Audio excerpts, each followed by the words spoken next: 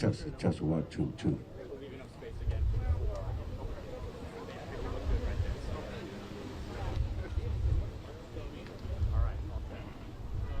Hi, where do you want us to look? At the feature or at the camera? Okay.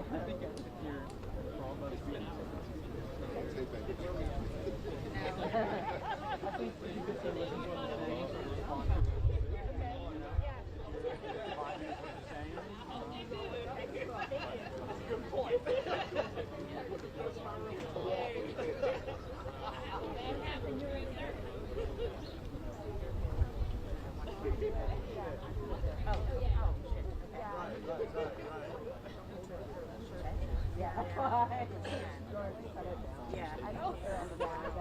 Testing 1 2 3 1 2 3 1 2 3 testing.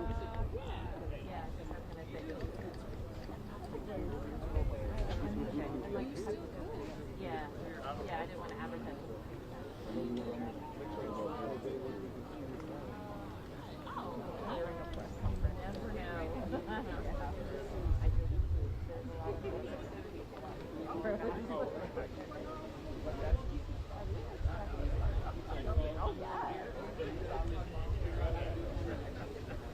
Give her a break.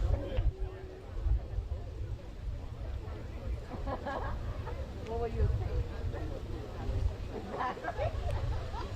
That's the point.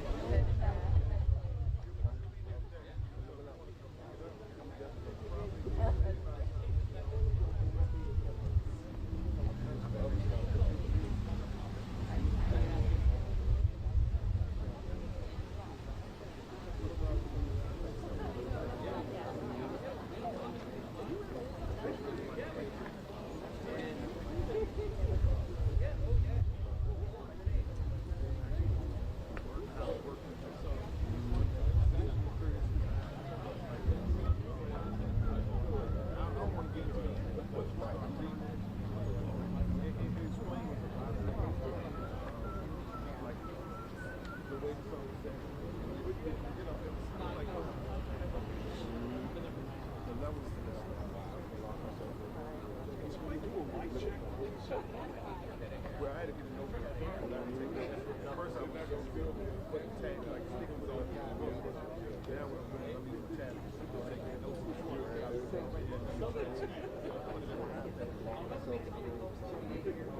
I wish I had a shirt. Yeah. Excuse me. Can you get a mic check, please?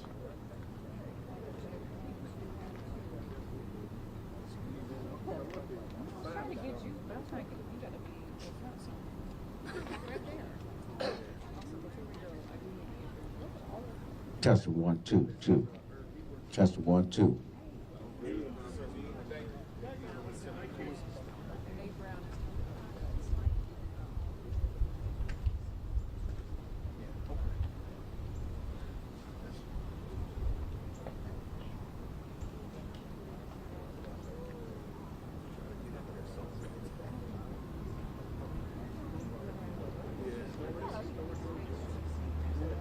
Yeah, I guess we'd be here.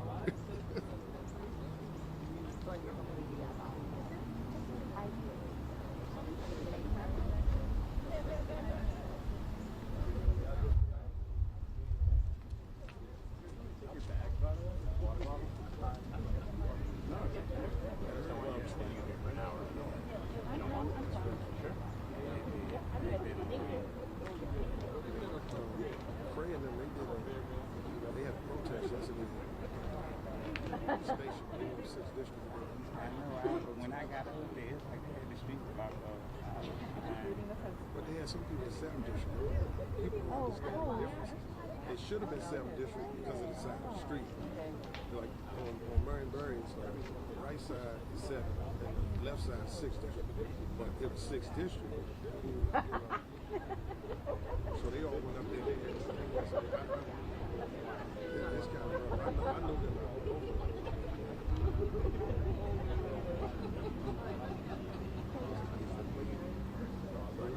Gotcha.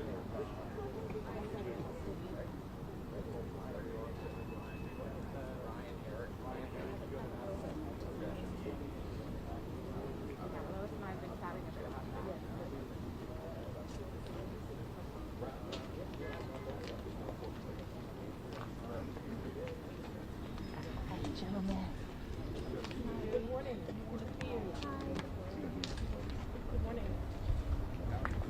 doing?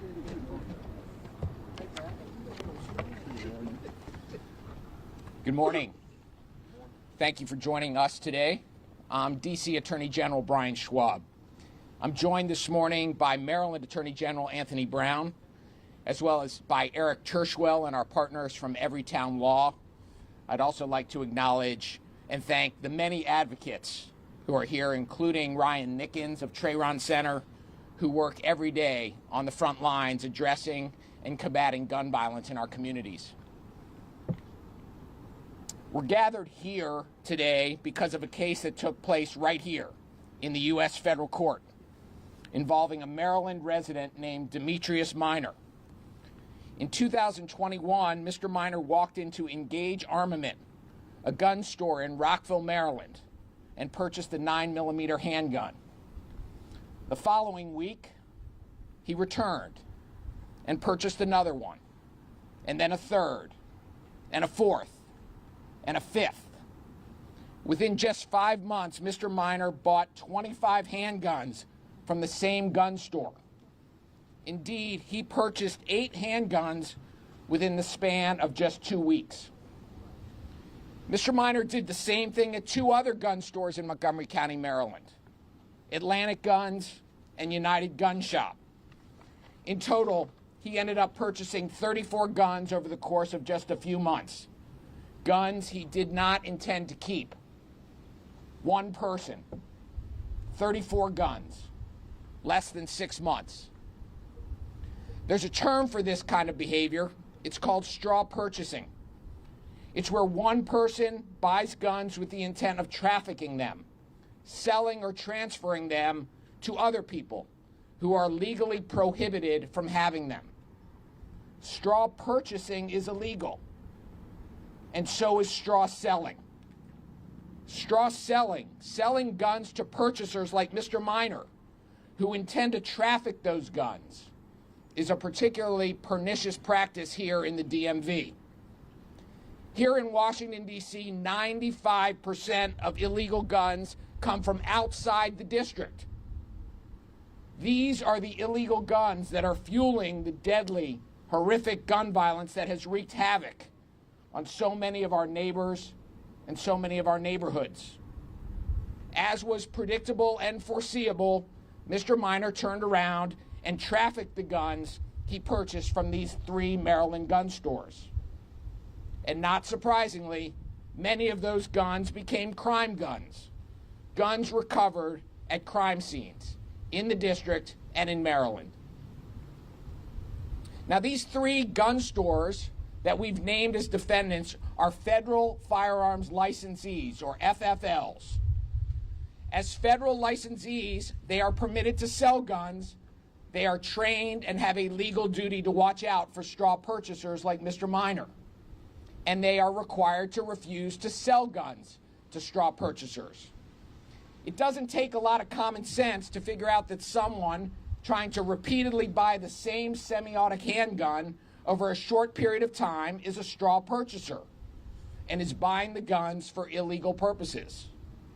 And yet, all 3 of these stores ignored the red flags and instead chose to sell guns to Mr. Minor anyway.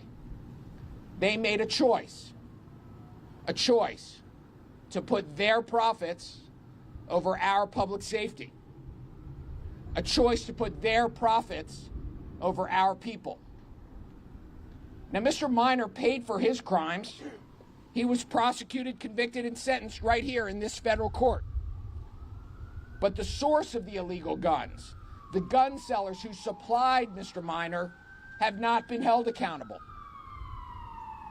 As the sentencing judge in Mr. Minor's case, Judge Maida, observed, it is too often the case that the true drivers of gun trafficking, the distributors, the dealers who supply guns into the illegal secondary market, those entities escape consequence and accountability. That is why my office, alongside the Maryland Attorney General's office and Everytown Law, have sued the 3 gun shops today.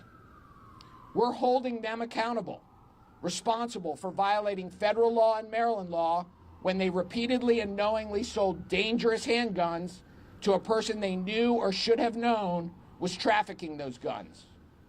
We're going to hold them accountable for the role they played in facilitating illegal gun trafficking, and we're going to expose the role gun dealers play in fueling gun violence here and across the country.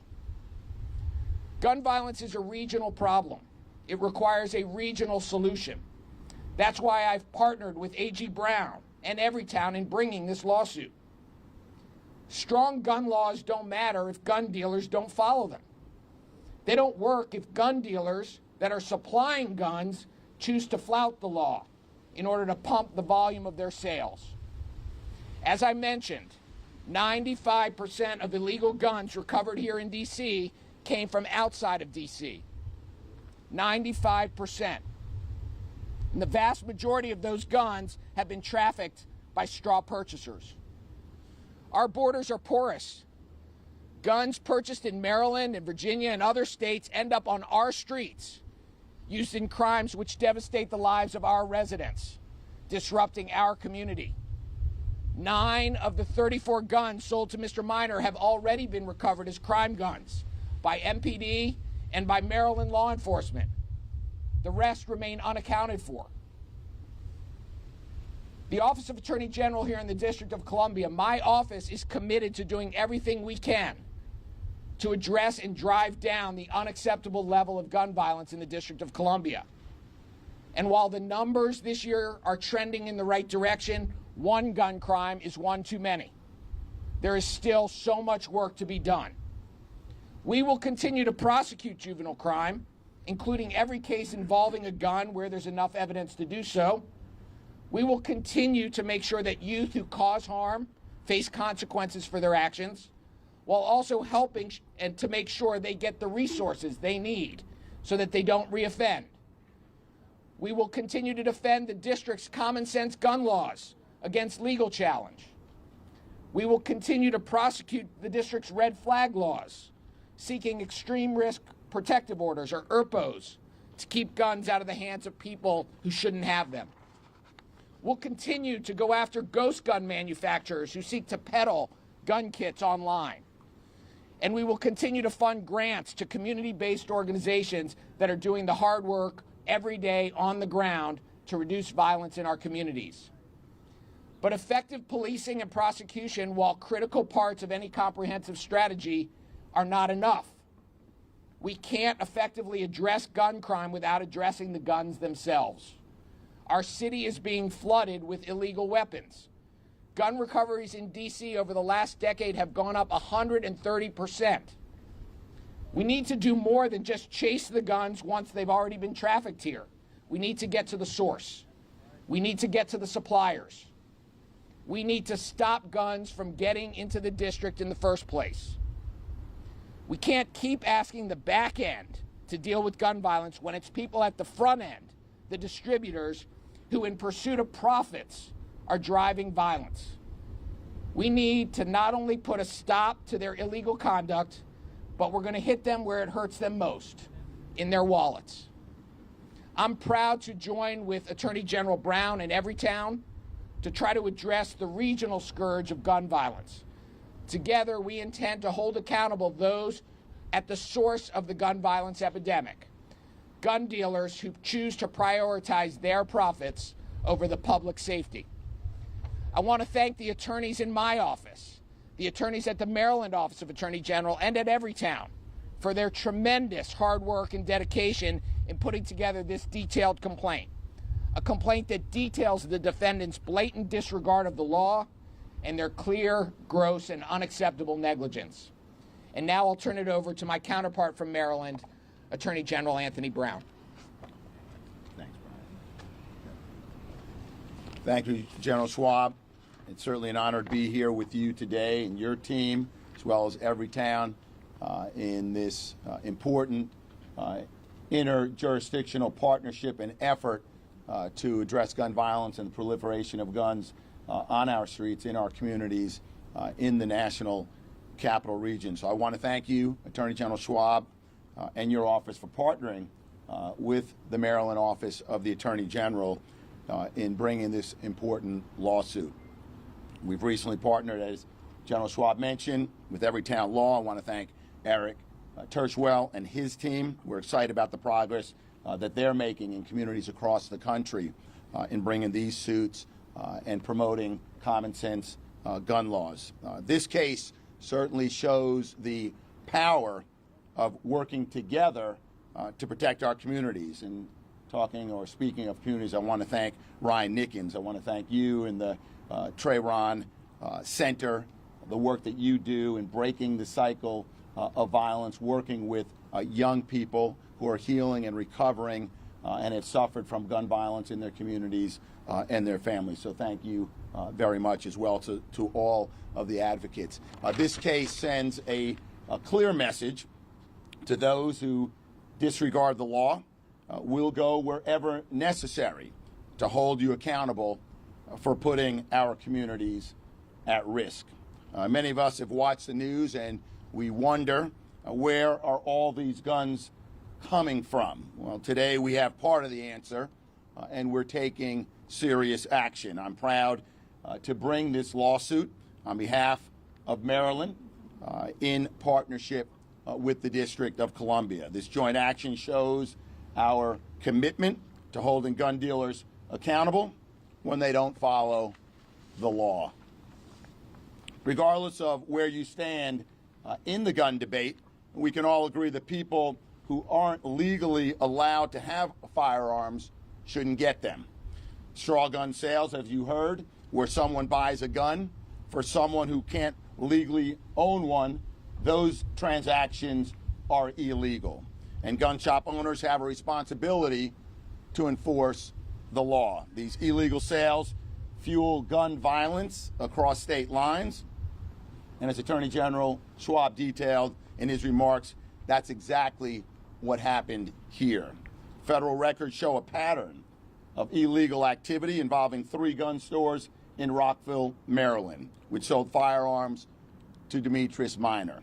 These stores repeatedly sold large quantities of similar handguns over short periods of time. That should have been a clear warning of straw purchases. By ignoring these signals and signs, these red flags, these stores contributed to illegal gun trafficking. As a result, guns ended up in the hands of people who aren't allowed to have them. A report from my office identified these stores as the top 3 retailers of crime guns recovered from August 2020 to July 2021. Clearly, these stores played a role in supplying firearms used in crimes across our region. We want to thank local law enforcement for their work in uncovering and recovering many of these guns. Law enforcement spends valuable time and resources dealing with the consequences of firearms getting into the wrong hands, often leading to tragic outcomes. Gun violence inflicts grief, pain, and trauma on our communities. Families are devastated, lives are lost, and innocent people are harmed. Maryland dedicates significant resources to both preventing gun violence and dealing with its aftermath, including the costs of health care, emergency services, social services, incarceration, law enforcement, lost tax revenues, and of course, lost lives. My office takes pride in curbing firearm crime, preventing access to firearms by prohibited persons, and protecting public safety. While today's announcement is a first for Maryland and the District of Columbia, certainly first for General Schwalb and my office, just last week we announced indictments in Maryland against 4 defendants accused of stealing guns from gun stores and trafficking them in our communities. Neither this case nor last week's infringes on the Second Amendment or the rights of law-abiding citizens to purchase firearms lawfully. This case is about protecting the public and ensuring that licensed gun dealers follow the law. No one should ever have to fear for their safety or the safety of loved ones in this region. You should be able to go to school, shop, enjoy parks, and live in peace without fear. My hope is that every Marylander and resident of the District of Columbia can sleep easier tonight knowing that action is being taken. I'd like to thank, again, my office and members of my team, and I'm proud to work alongside General Schwalb and his team as we work together to tackle gun violence and that epidemic that is plaguing our communities and our region. And with that, I'll turn it over to Eric from Everytown.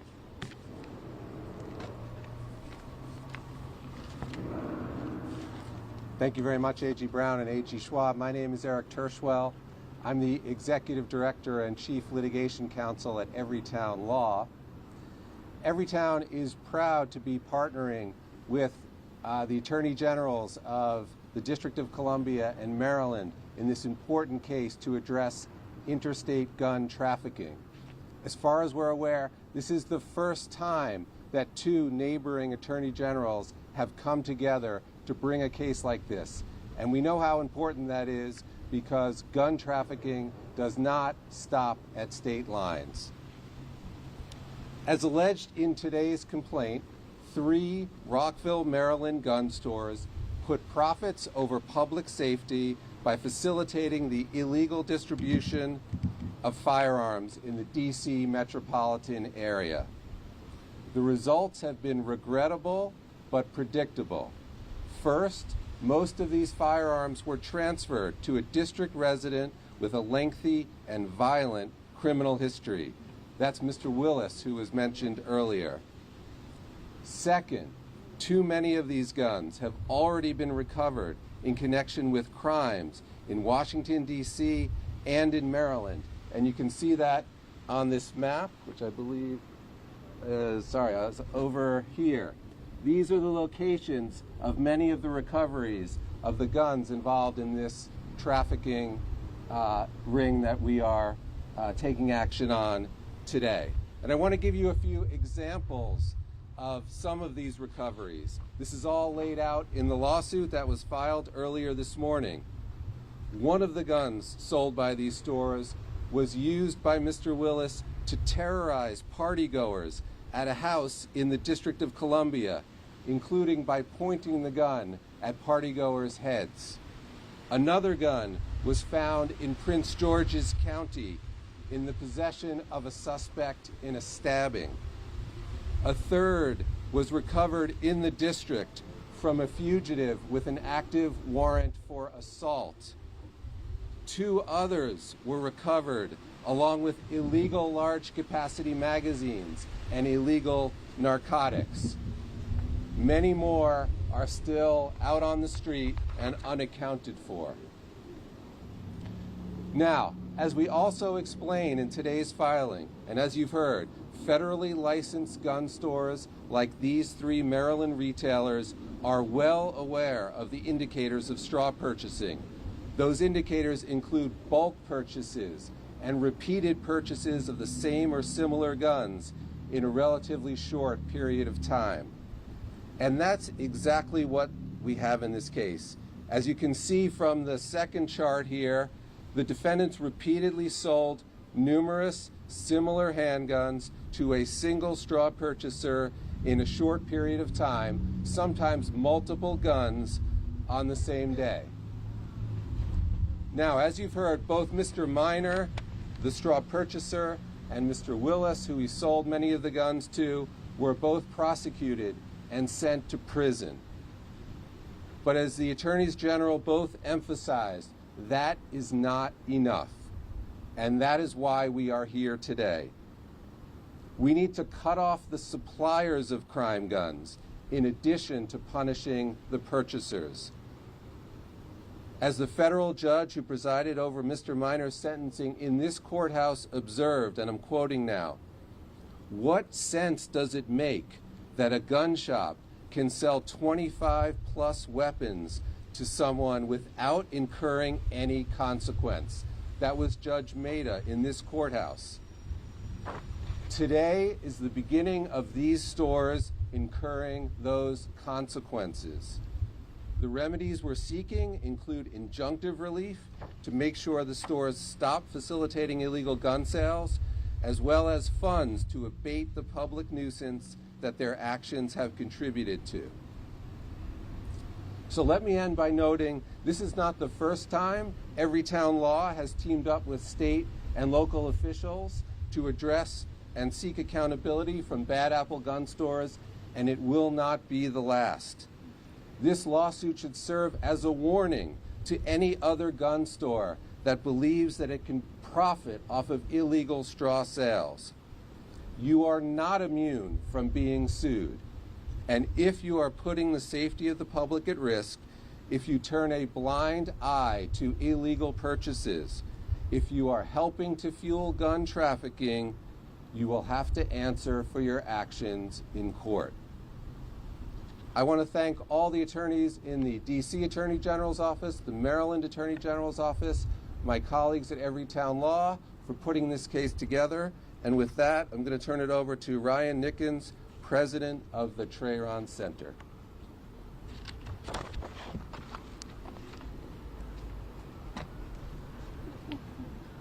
Good morning. Thank you to both Attorney Generals Schwalb and Brown and to Eric for all that they're doing in their offices to curtail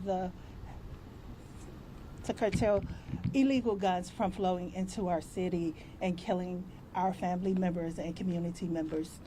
My name is Ryan Nickens. I am a native Washingtonian. I grew up east of the river and in this city that I love because I love my city. My city has not always loved me back.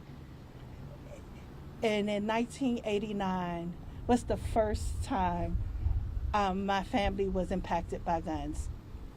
My Uncle David, on January the 27th, 1989, was walking from my grandmother's house to my aunt's house. And on 22nd Street in Southeast, he was killed. He was not the intended target. He just happened to look like someone. But that did not stop the pain. That did not provide for us some kind of relief to our grief, because my uncle was dead and his daughter was left without a father figure in her life. My family would not be able to grieve my uncle when my next door neighbor shot and killed my sister Tracy in 1993. And then in 1996, my brother Ronnie was killed. In between that, there were the neighbors. There was, as a teenager, ducking drive-bys. As a teenager, looking at the seat beside me and knowing my classmate should be there. But prematurely, because of the illegal gun flow into our communities, that classmate was no longer there. And their dreams and their family's dreams for them were killed because of an illegal gun. And so fast forward, 30 years later, we still have an illegal guns problem that is taking the lives of our loved ones. It is the reason I founded the Trayron Center, an organization that works with children 4 to 14 who live in communities where intergenerational gun violence is happening and has continued to happen, and there are no resources, there are no mental health and trauma resources for our kids. And so they are carrying the weight of the world on their shoulders at 4 and 5. I'll share with you this story. When we first started our summer camp in 2018 in our after-school program, there was a shootout in the Woodland Langston Lane community. I held on to one of our babies, who was 8 at the time, as she cried unconsolably, wondering if she was the next person to die. She did not want to leave the center. And so we stayed there for about 40 minutes until she was comfortable, until she was ready. Our kids used to bring stray bullets to the center to show me, Miss Brown, look what I found outside. Like, this is what kids in communities like Langston Lane, Bennett Terrace, and others around our city are living through. And so that what the Attorney General are doing is a welcome, and I thank you both, because when Attorney General Schwalb began to run for office, we sat down and we talked. We talked about the solutions to how do we curb violence and bring down violence. And I said to you, when are we going to go after the gun manufacturers and the gun stores? Because behind that trigger is not just the person pulling the trigger, but it's the gun stores and who they bought these guns for. It's a whole system that has been set up for that person to fail, and that person holds accountability for their actions. I'm not saying they don't, but they hold accountability for their actions. But so do gun stores who sell guns illegally, and so do others who sell guns illegally. And so this is a welcome for me and our communities and the children that we serve, that this is a positive step forward. And I am thankful to both Attorney Generals and Everytown for what they continue to do to make our communities safer, as we continue to make those of us in the grassroots gun violence group continue to make our community safer with all of us, because it takes an all-out effort to make our community safer. This is nothing new. This is 4 decades of gun violence, 5 decades of gun violence in the District of Columbia. And at some point, it has to stop. And it takes brave people like those you see around you and the Attorney Generals to step up and step to the bully and bring the fight to the bully, so that we can grocery shop. Our kids can play outside. That our kids can, on their way to school, feel safe. Our kids don't have to walk through metal detectors and have police surrounding their schools. That they can grow up to be everything that God has created them to be, and everything they hope to be, without post-traumatic syndrome, without PSTD, without looking back 30 years over their lives and remembering every bad thing, the bullets that came through their windows, the heartache of losing so many family members and friends, seeing bodies ridden with bullets at tender ages of 4 and 5. Who wants those kind of childhood memories? Who wants to go to bed to gunfire at night, wondering if it's your loved one, if it's your family member, if it's your friend, and if you're next? And so again, thank you to both Attorney Generals and to Eric and to all of those in the violence interruption world doing this work and giving of themselves and their families day and night. It is it's all hands on deck now, and it is a team effort.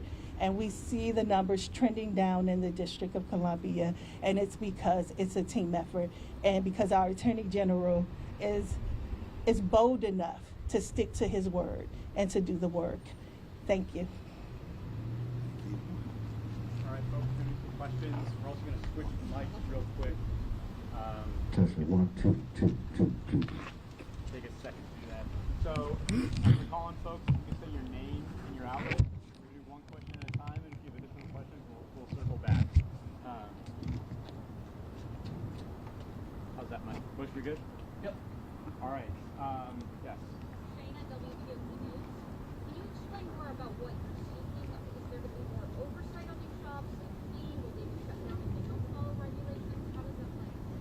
I'm going to let Mr. Tershwell get into some of the details, but the high-level objective is, most importantly, to stop the conduct, to put an end to selling to straw purchasers, and put an end to the practice. That can involve both injunctive relief as well as monitors to make sure that that doesn't happen. We most certainly are also seeking damages and penalties against these dealers for the havoc and the damages they've caused, as A.G. Brown laid out. Tremendous cost to our communities in terms of response costs, in terms of lost economics and jobs. And that's before you get to the impact on people's lives and the fear factor and the trauma that people experience. Let me just say one thing. And let me just add, too, I mean, it's not just United Atlantic and Engage. They are the defendants in this case. But as we've all sort of expressed, this is sending a clear message. We will disrupt your business model if that includes engaging in straw purchases. So, yes, it's an injunctive relief. Stop doing what you're doing. It's monetary penalties. And where we can, we'll seek punitive damages. And the goal is to disrupt and discontinue this for these defendants and to send a signal to all gun store owners in the DMV that if this is what you do, this is what we do, and we're going to disrupt and discontinue what you do. Right here. Yeah. William Ford, Maryland man, Attorney General Brown, real quick, please, sir. Yep. Being that this is an interstate type of particular suit, are you looking, is your office looking to do some more and file some more of these type of suits? Look, I've had very productive conversations with Brian Schwalb, my colleague, the Attorney General here in the District of Columbia, and we're looking for any and every opportunity to partner. People who elect us in office expect public officials to work together, and that's true whether it's public safety, public health, addressing environmental issues. Today we're talking about public safety, and when we can join together, when our local law enforcement agencies like Metropolitan Police here in the District of Columbia, Maryland State Police, Prince George's Montgomery Police, when we can partner together and leverage our resources and do it with the nonprofit community like Everytown, then we're doing right by the people who elected us. We are going to contribute to safer communities throughout the metropolitan region. Dave Laval with DC News Now. Attorney General Brown, just to expand on this last question, got the federal charges. Are there any plans to seek state charges in Maryland? Well, I'm going to let Everytown speak to the details of this complaint, but I do want to stay within the four corners of the complaint, which do allege violations of federal and Maryland state law. In terms of criminal punishment against these defendants or others, you know, I will point out last week, unrelated case, different fact pattern. You know, we indicted 4 young adults. In that case, they burglarized a gun store. But whether you're burglarizing a gun store or you're on the other end of the counter selling guns illegally, we're going to use all tools, civil, criminal, administrative, whatever it takes to protect our communities. Let me just add, to be clear, this is a civil lawsuit filed this morning in state court in Maryland. It's filed in state court in Maryland because obviously these gun stores are located in Rockville, Maryland, and the claims that we're bringing, 5 different causes of action, are all state law causes of action. So that's the case that we brought.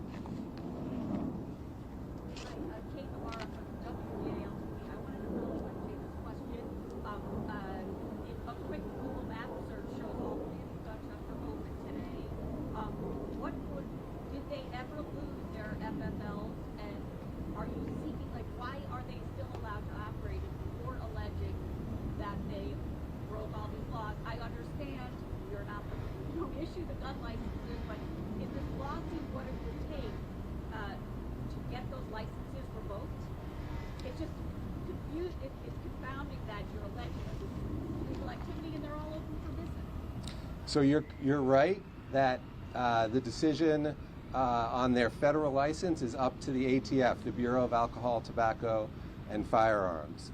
There are some allegations in the complaint about inspections of some of these stores, but as we all know, the ATF has limited resources. Their ability to inspect gun stores on a regular basis just doesn't really exist. So our experience has been when these cases are brought, it is often another opportunity for the ATF to take a closer look at these gun stores. That's certainly something we would expect here, and we may be urging the ATF to do. But in the case that we've brought, the remedies that we are able to seek under Maryland law and the district's law do not include taking away the license. They do include the kind of injunctive relief that AG Schwalb was talking about and other monetary relief. And just to clarify, the process of filing would perhaps trigger the ATF to take a closer look, or would a decision be what would cause want the ATF to look closer? That's really up to the ATF. Yeah, I can't speak to that. It's their discretion. Well, I mean, you said this lawsuit may. I didn't know if in the past they heard about it, looked at a shop or whatever, or waited till there was a decision. Well, look, one thing that's worth pointing out is that a lot of the information in this lawsuit comes from a criminal case that the ATF itself initiated and resulted in the prosecution of Mr. Minor, the straw purchaser, and Mr. Willis, the violent felon to whom he sold many of these weapons. So the ATF has been aware of these patterns of gun sales for a long time. You'll have to ask them what, if any, steps they have taken or might take going forward. But this lawsuit shines a light on the lack of accountability, as Judge Maida, who sentenced Mr. Minor, pointed out, on the gun stores. And that's an important part of this case. All right, Sam? Sam T.K. Combs, Washington, Oklahoma. Sort of a tangential question, but still on topic as it relates to illegal trafficking of guns. In your findings as Attorney General, what are you finding about police involvement in the trafficking of guns to people who are not allowed to have them? I can speak for the District of Columbia that our investigation and the basis for the lawsuit that we filed today does not involve police involvement or police trafficking of guns. This is focused on private conduct. The businesses in Maryland making a decision to look past the red flags, to stick their head in the sand when there were obvious signs of straw purchasing going on repeatedly over a short period of time. This is focusing on private conduct of Maryland businesses violating both federal law and Maryland law in selling to straw purchasers.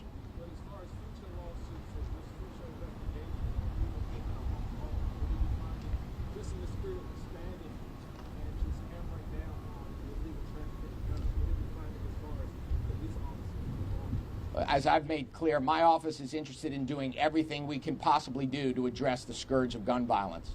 And to the extent that there is anybody violating the law or disregarding the public trust or engaging in behavior that puts D.C. residents, D.C. visitors, D.C. employees at risk, we're going to use every tool we have at the Office of Attorney General to come after them.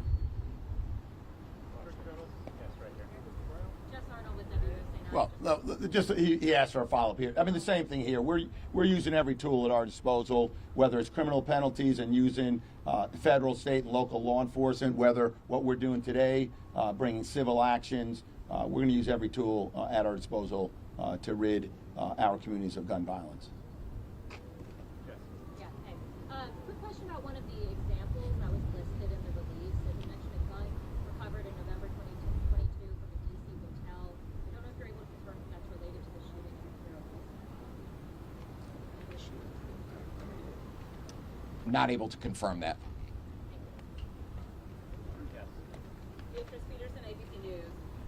I know this is the first of its kind lawsuit with the two states, but one state that's missing that's nearby is Virginia.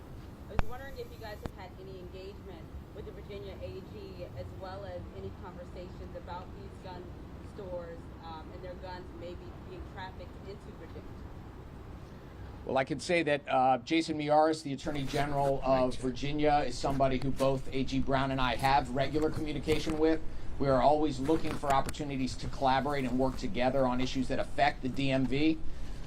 Gun trafficking is one of those, environmental contamination, worker exploitation. There are a variety of issues that we are much more effective at addressing when we work together. And that's why this effort with both A.G. Brown and my office together is hopefully sending a strong signal, and we welcome A.G. Miyares and other regional AGs to joining us in this collective effort. Yeah, Brad Bell with Channel 7. Can you take a question here on Cure the Streets and Mr. Robinson, or will you do it separately? Brad, we're going to do on topics first, and then we can circle back. Okay. Yes. Mauricio Casillas with NBC4.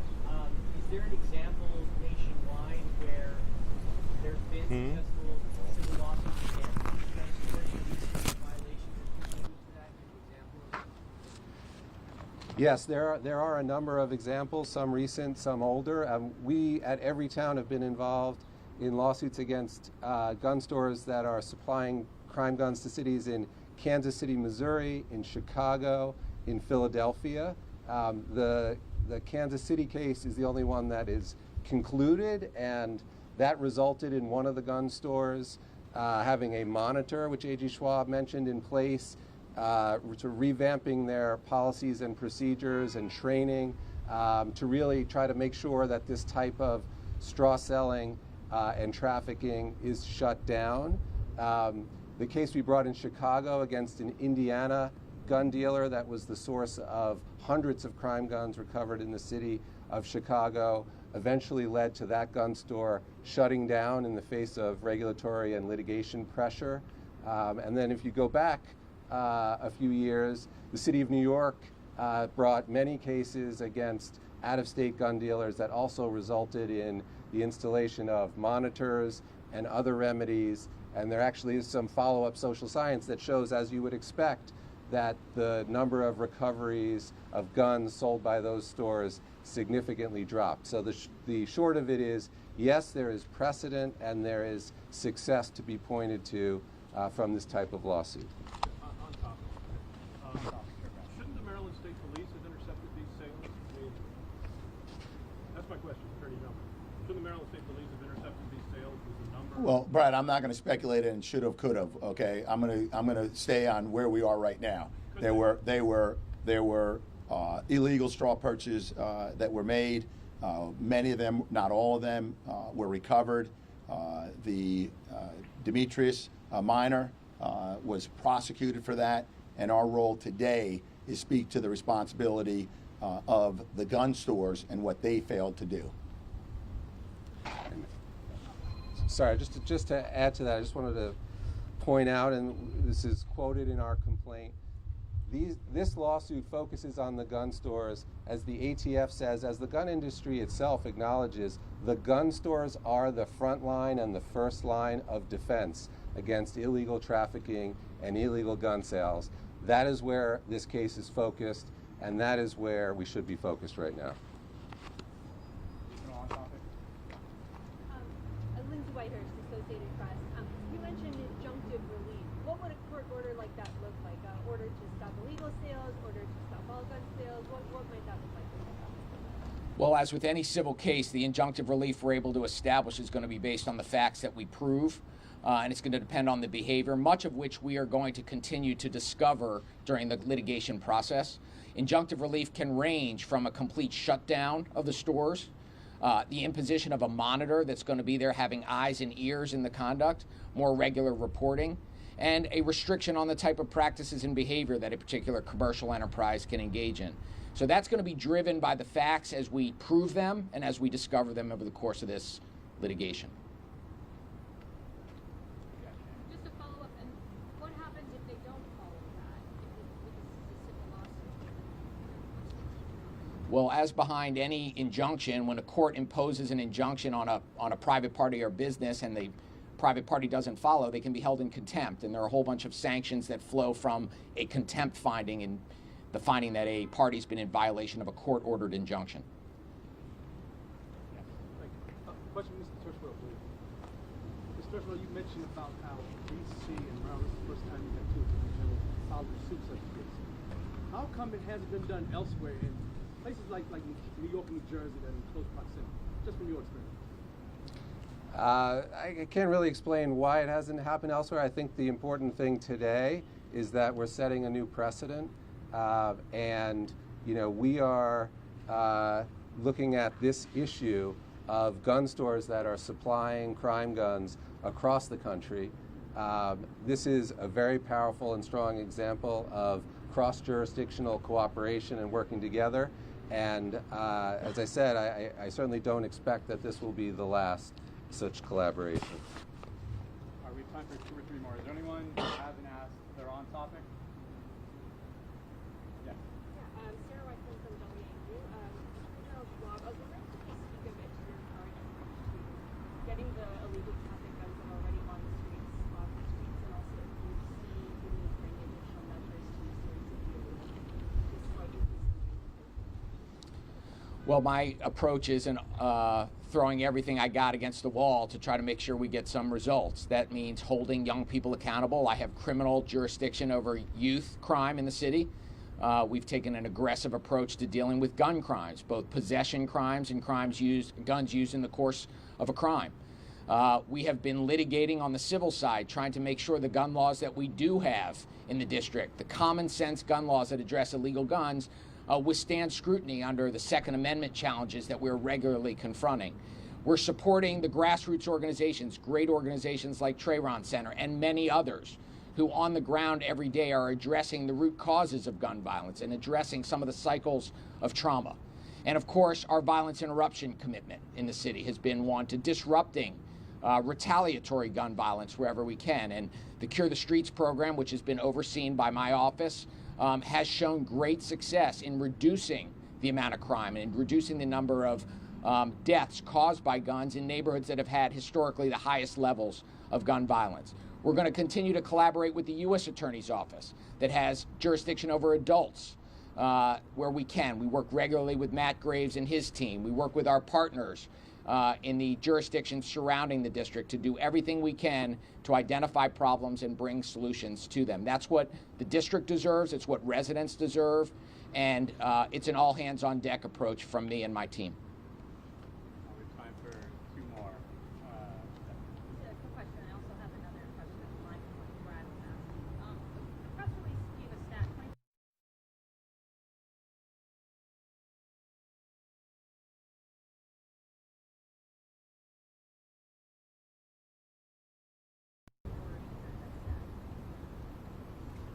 I'm going to let Everytown weigh in on if they have some of the specific stats. I don't have the specific details other than to say we know that 95% of the guns that are here illegally in our district did not originate here.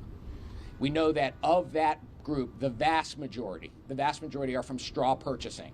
There are some guns that are stolen, but the vast majority of illegal guns in our city are straw purchase. Now, we also have a problem with ghost guns.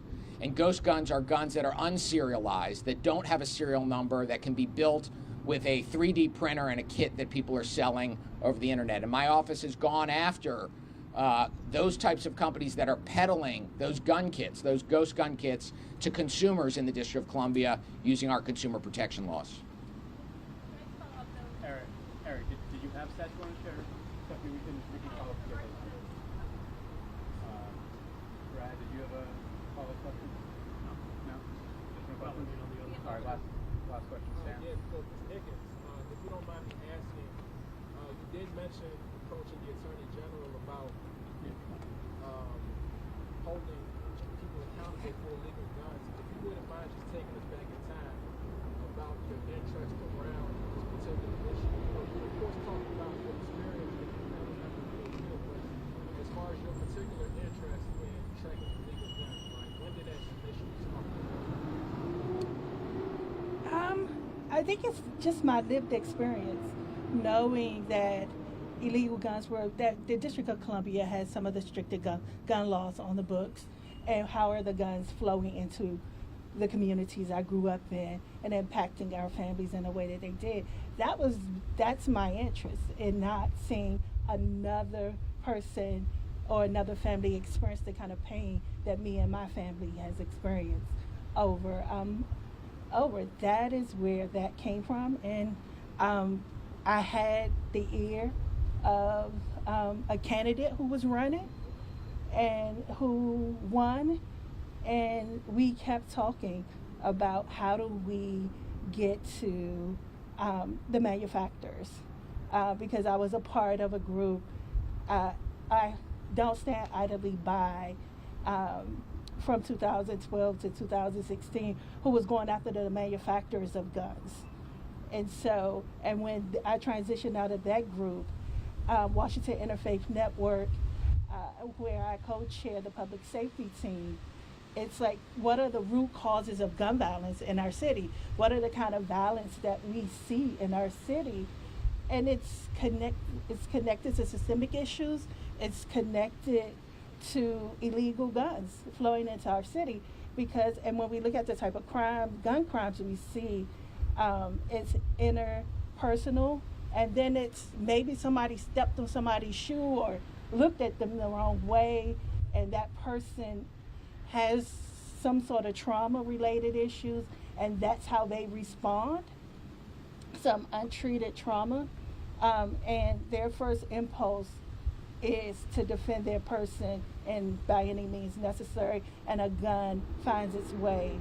Like when my sister was killed in December 3rd, 1993, had that illegal gun not been there, my sister would still be here, because an argument turned violent in a matter of seconds.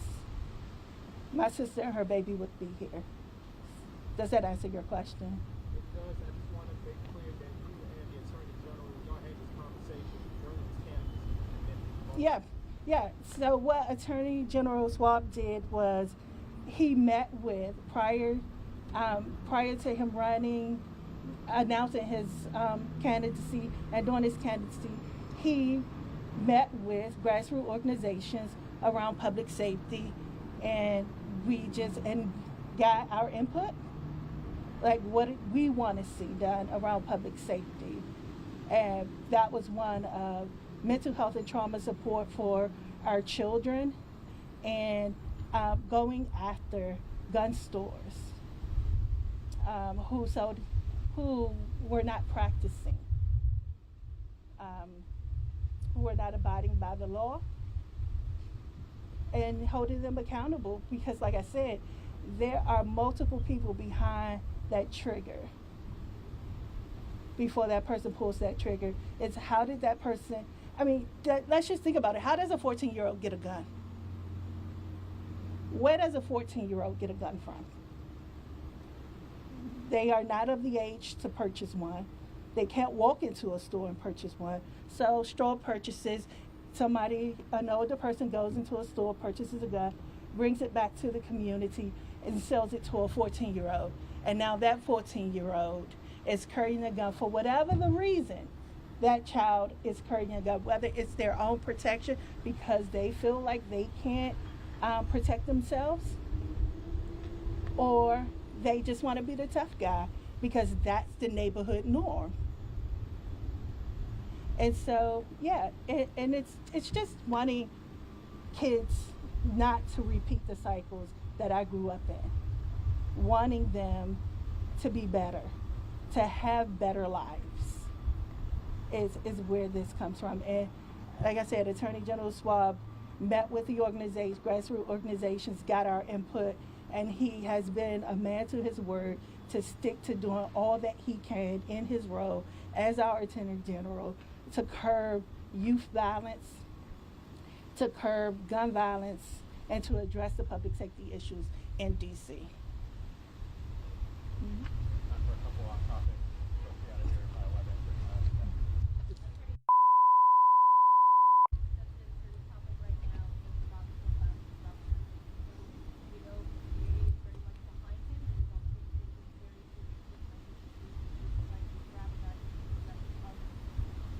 Yeah, it's a tragic situation. Anytime a young person, anybody in our city is killed by gun violence, it's a tragedy. The investigation is obviously ongoing, and we'll follow the facts where they lead us. But what that tragic situation reminds us of is why we're here today.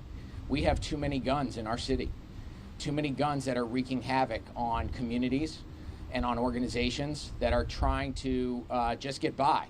And when people don't feel safe in our city, all of the other great things about Washington, D.C. take a second fiddle.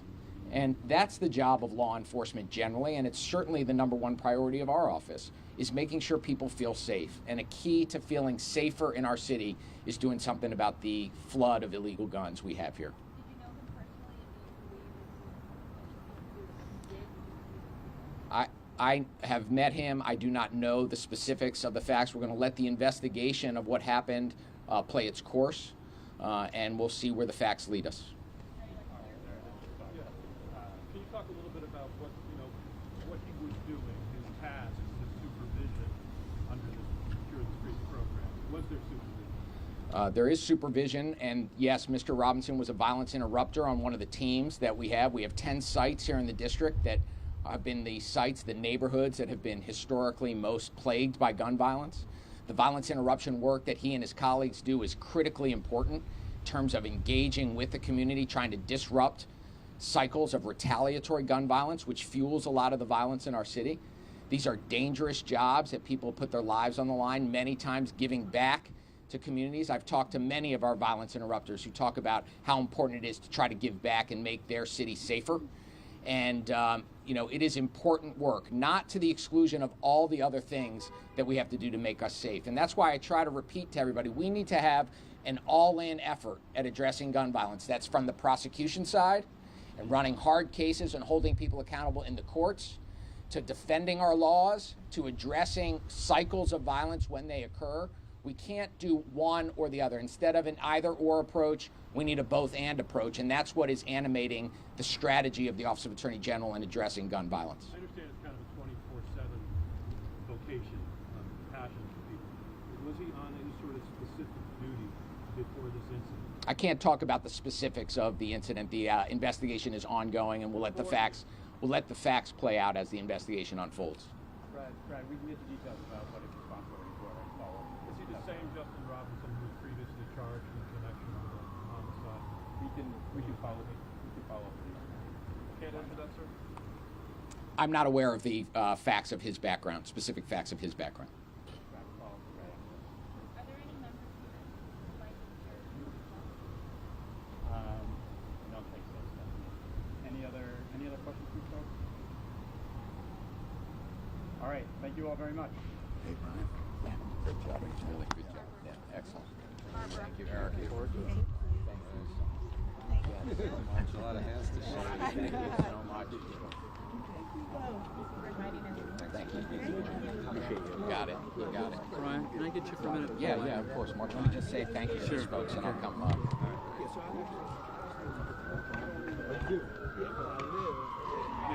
Okay, really appreciate you.